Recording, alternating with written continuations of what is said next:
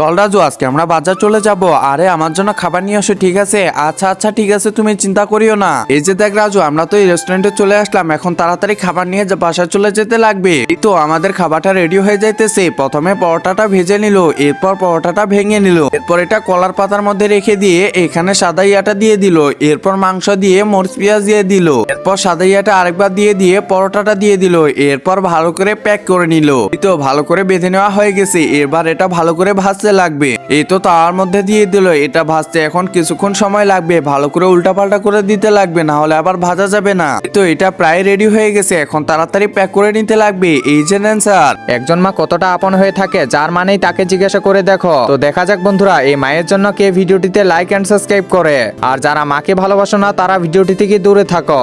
আচ্ছা ঠিক আছে, ধন্যবাদ আপনাকে। চল রাজু, তাড়াতাড়ি বাসা চলে যাই। এই তো চলে আসলাম। আরে রিমি, তাড়াতাড়ি এটা খোলো, আমার তো আর সহ্য হতেছে না, তাড়াতাড়ি খেতে লাগবে আমাকে। আরে বাহ, দেখতে তো অনেক সুন্দর লাগতেছে, খেতেও মনে হয় অনেক স্বাদ করবে। আরে আসলেই তো অনেক স্বাদ করতেছে এটা।